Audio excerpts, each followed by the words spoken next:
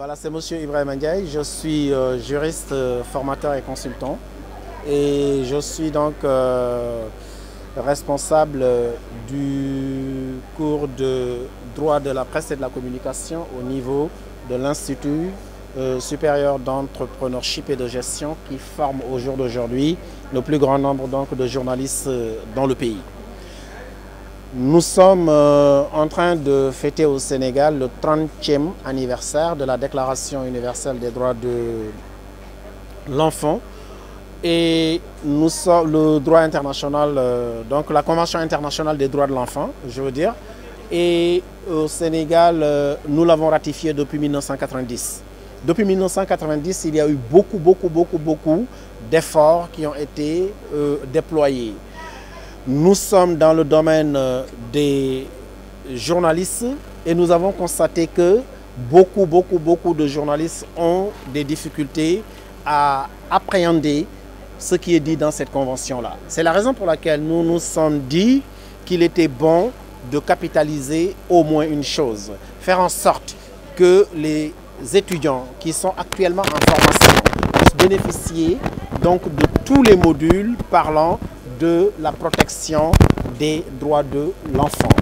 Et depuis l'année dernière, donc 2018, moi j'avais pris l'engagement devant la CAP, la cellule d'appui à la protection de l'enfance, devant les différentes institutions qui sont installées au Sénégal et qui relèvent soit donc de l'Union européenne ou du système des Nations Unies, que j'allais faire en sorte que cette vulgarisation soit quelque chose de concret, mais en passant par la formation des journalistes. C'est à ce niveau-là donc qu'on avait décidé d'introduire dans le module de droit de la presse et de la communication que je dispense une partie qui sera réservée donc aux droits de l'enfant. Et quand on l'a fait depuis le second semestre de l'année dernière, le premier semestre de cette année, le second semestre de cette année, nous avons vu qu'il y avait donc une adhésion des journalistes. D'abord parce que chacun d'entre nous est intéressé par le sujet qui est l'enfant. Nous tous, nous sommes sensibles donc aux choses qui tournent autour de l'enfant. Alors on s'est dit qu'il faudra s'ériger en bouclier. Mais pour s'ériger en bouclier, il faut communiquer. Pour communiquer, il faut passer par des communicants. Ces communicants-là, ce sont les journalistes et les journalistes professionnels que nous sommes en train donc de former.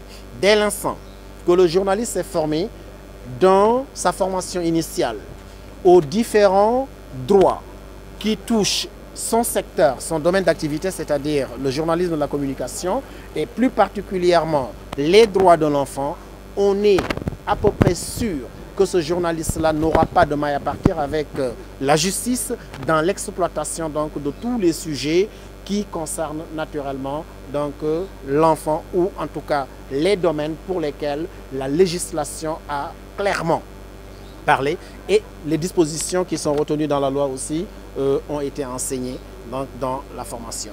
À partir de là maintenant, nous nous sommes dit qu'il y a le 10e anniversaire aussi du droit international des droits de l'homme.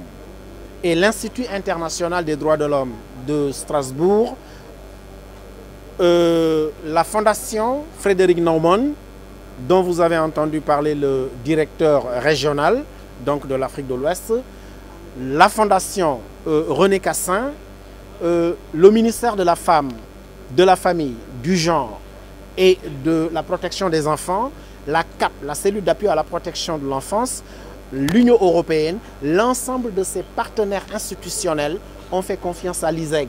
Pourquoi? Parce que l'engagement que nous avions pris l'année dernière, nous l'avons matérialisé et nos étudiants, effectivement, l'ont capitalisé.